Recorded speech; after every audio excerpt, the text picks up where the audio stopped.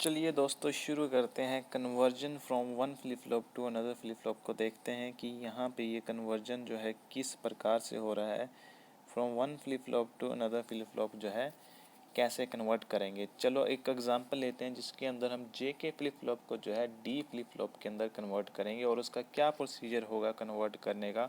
एक flip flop से दूसरे फ्लिप फ्लॉप में जाने का क्या प्रोसीजर होता है वो भी हम देखेंगे। ओके चलिए, पहला स्टेप क्या होगा कि हमें जो हमारे पास जो हमको रिक्वायर्ड फ्लिप फ्लॉप है उसकी हम लिख देंगे करैक्टरिस्टिक टेबल। ओके, जैसे कि हम नीचे देख सकते हैं हमें जो है जे के फ्लिप फ्लॉप से जो है वो डी फ्लिप फ्लॉप बनाना है, तो हम उसकी करैक्टरिस्टिक टेबल जो है वो लिख देंगे। ओके, फिर उसके बाद जो हमारे पास अवेलेबल फ्लिप फ्लॉप है जे के, उसकी हम बना देंगे एक्साइटेशन टेबल। ओके, यहाँ पे ये एक्साइटेशन टेबल आ जाएगी जे के फ्लिप फ्लॉप की। और उसके बाद जो हमारा लॉजिकल एक्सप्रेशन आएगा जे का, for J in the terms of D and Q N and for K in the terms of D and Q N, उस लॉजिकल एक्सप्रेशन को हम मिनिमाइज़ करेंगे और अपने सर्किट को जो है इम्प्लीमेंट करने की कोशिश करेंगे। तो ये जो है ये हमारे प्रोसीजर्स हो जाएंगे, स्टेप हो जाएंगे। एंड हमें जेके से जो है डी फ्लिप फ्लॉप बनाना है, तो चलिए देखते हैं कैसे बनेगा।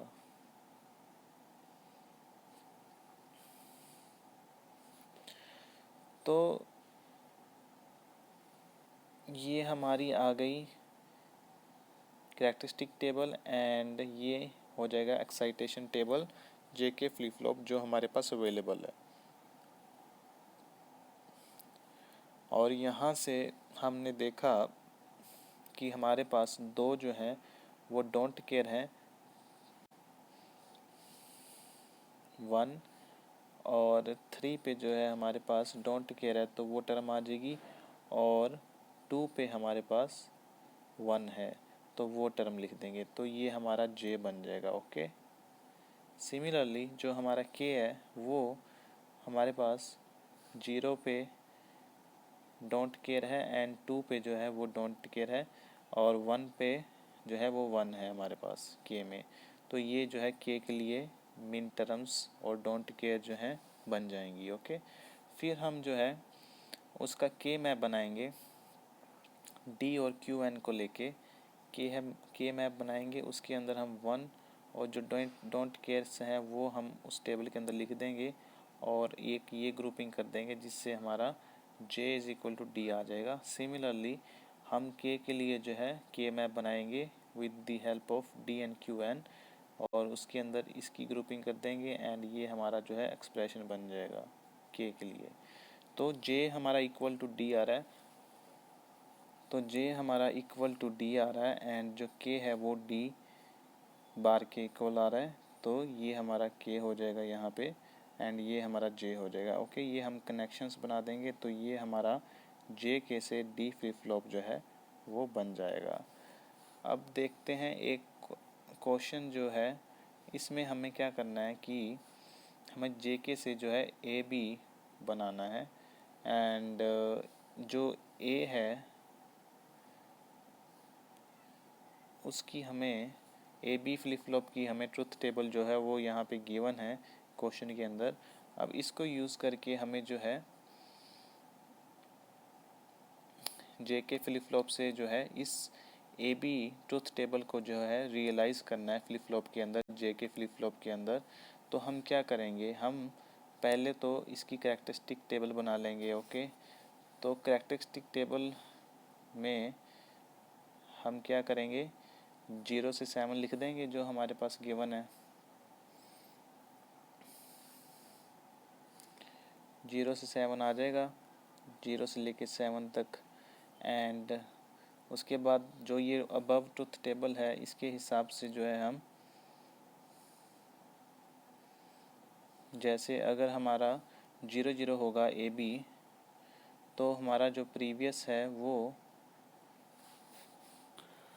तो अगर 0 होगा तो जो टॉगल हो जाएगा मतलब क्यू एन बार हो जाएगा। ओके, तो यहाँ पे देख सकते हैं ए 0 है, बी 0 है, तो क्यू 0 रहेगा तो उसका जो है क्यू एन प्लस 1 1 हो जाएगा। एंड यहाँ पे जो है अगर 1 है तो वो 0 हो जाएगा। और 0 1 पे क्या हो रहा है, 0 1 पे हमारा 1 ही रहेगा, तो अगर 0 है तो 1 आ जाएगा, अगर 1 है तो भी 1 आ जाएगा। ओके, अब 1 0 पे जो है प्रीवियस जो है वो ही रहेगी, 1 0 पे जो प्रीवियस है वो ही रहेगा। तो अगर क्यू एन 0 है तो क्यू एन प्लस 1 0 रहेगा, और अगर क्यू एन जो है वो 1 है तो क्यू एन प्लस 1 जो है वो 1 आ जाएगा। एंड 1 1 पे जो है हमें 0 मिल रहा है, तो 1 1 पे जो है चाहे यहाँ पे 0 हो चाहे 1 हो क्यू एन, हमें क्यू एन प्लस 1 जो है वो 0 ही मिलेगा। ओके, तो हमारा ऐसे करैक्टरिस्टिक जो है इस ट्रुथ टेबल के हिसाब से हमारा ए बी का करैक्टरिस्टिक टेबल जो है वो बन जाएगा। और हम अब जेके के लिए हम अपना एक्साइटेशन टेबल जो है वो बना लेंगे। ओके, अब ये जो टेबल है इसको देख के हमारा एक्साइटेशन टेबल जो है वो जेके के लिए बन जाएगा। और जेके की ट्रुथ टेबल हमें पता ही है कि अगर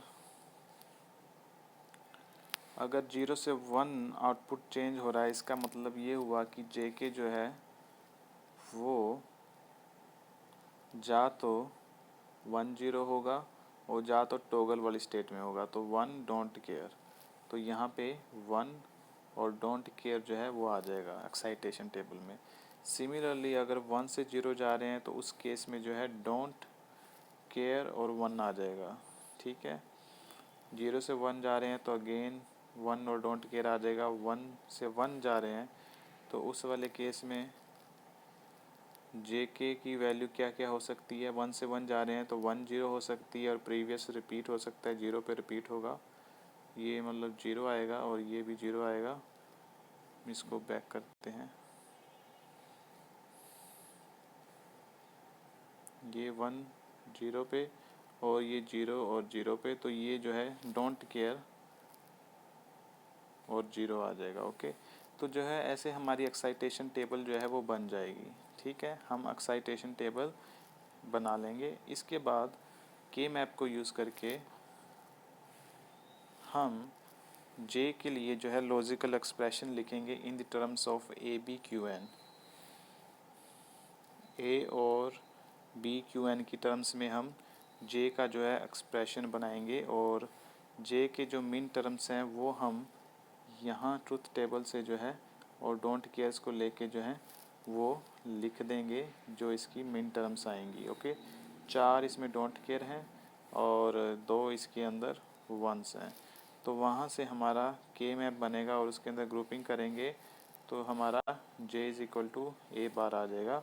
सिमिलरली हम के की जो है मिन टर्म्स उठा लेंगे और उसका के मैप बना के हम लॉजिकल एक्सप्रेशन जो है ए बी क्यू एन की फॉर्म में लिख देंगे, तो ये हमारा के जो है इन टर्म ऑफ आ जाएगा उसके अंदर। ठीक है, तो उस हिसाब से हम जे के पे कनेक्शन कर देंगे और हमारा जो जे के फ्लिप फ्लॉप है वो according to A B truth table जो है वो रियलाइज़ हो जाएगा। उसके कनेक्शंस जो हैं वो जे के ए बी के ट्रुथ टेबल के हिसाब से जो है रियलाइज़ हो जाएंगे। ओके, सिमिलरली हम आगे जो है जे के को डी फ्लिप फ्लॉप में कन्वर्ट कर सकते हैं, ये हमने देखा।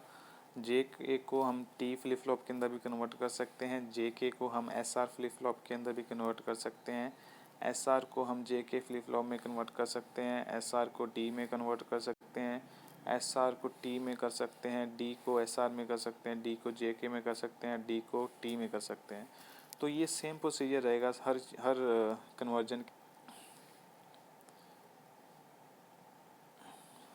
कन्वर्जन के अंदर सेम फॉर्मूला सेम प्रोसीजर जो है वो रहेगा करने के लिए। तो इसको करने के बाद हमारा जो है ये इक्वेशंस जो है हमें मिल जाएंगी। ओके, अब आगे देखते हैं, ये भी हो जाएगा। लैच और फ्लिप फ्लॉप के अंदर क्या डिफरेंसेस हैं? जो लैच होता है ये लेवल ट्रिगर होगा एंड ये एसिंक्रोनस जो है होगा, मतलब इसका क्लॉक से कोई लेना देना नहीं है और ये लेवल के ऊपर जो है वो काम करेगा। ओके, एंड जो फ्लिप फ्लॉप्स होते हैं ये एज ट्रिगर होते हैं, एक पर्टिकुलर एज पे काम करता है और ये क्लॉक के हिसाब से जो है फ्लिप फ्लॉप चलता है। ओके, तो ये दोनों के लैचेस एंड फ्लिप फ्लॉप के जो हैं ये आपस में डिफरेंसेस हो जाएंगे। अब हम देखते हैं कुछ टर्म्स टाइम से रिलेटेड कि टाइम जो है वो सेटअप टाइम जो है वो क्या होता है डिजिटल सर्किट्स के अंदर।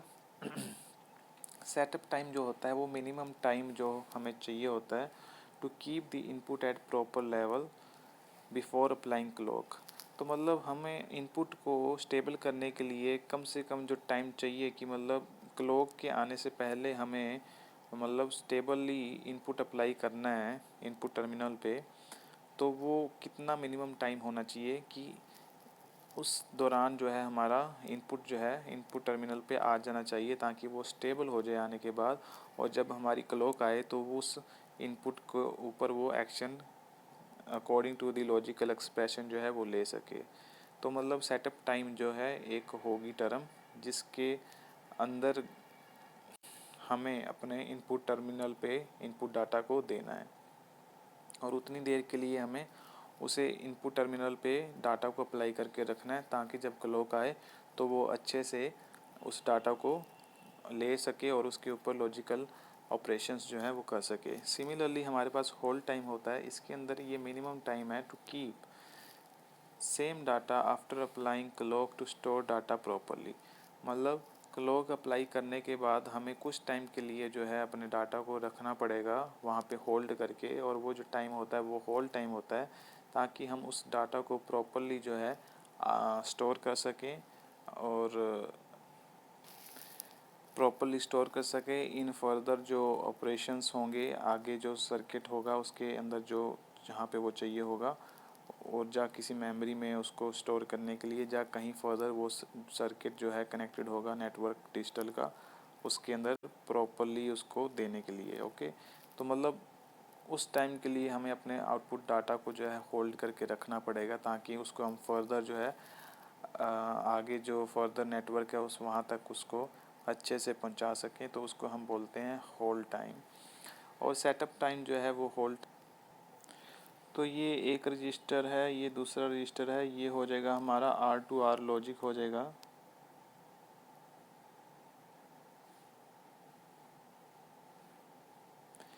अब इसके अंदर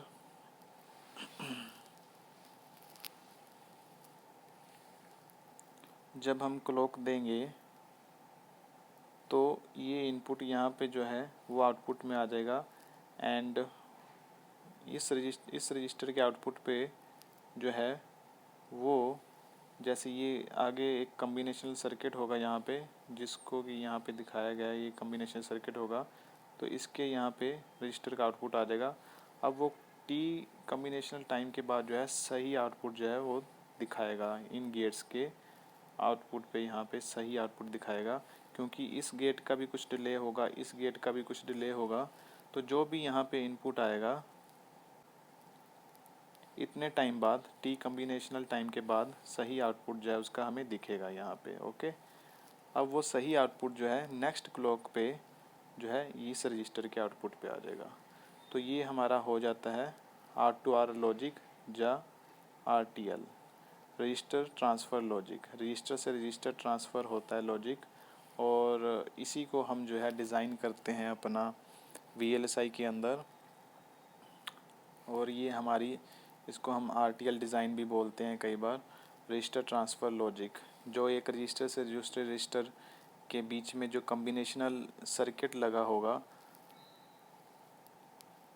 उसके वहाँ से एक रजिस्टर से दूसरे रजिस्टर जो है डाटा हमारा फ़्लो करेगा विद रिस्पेक्ट टू क्लॉक के हिसाब से एक रजिस्टर से दूसरे रजिस्टर जो है हमारा डाटा फ़्लो करेगा।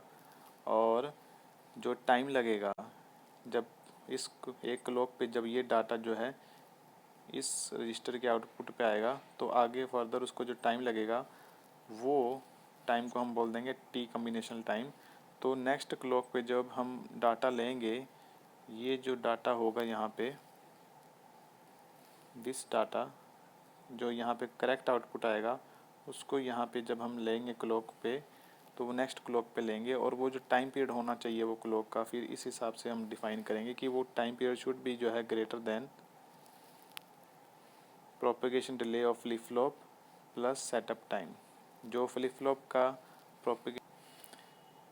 Propagation delay of flip flop से बड़ा होना चाहिए और सेटअप टाइम से बड़ा होना चाहिए। प्रोपेगेशन डिले जो है ये फ्लिप फ्लॉप जो कुछ प्रोपेगेशन डिले देगा एंड ये इस फ्लिप फ्लॉप के कारण जो है प्रोपेगेशन डिले आ जाएगा और सेटअप टाइम से भी क्लॉक का जो टाइम पीरियड है वो बड़ा होना चाहिए। प्लस जो ये सर्किट है, ये कॉम्बिनेशनल सर्किट जो इनके बीच में आएगा, जो वो डिले देगा टी कॉम का, उससे भी जो है टाइम पीरियड बड़ा होना चाहिए।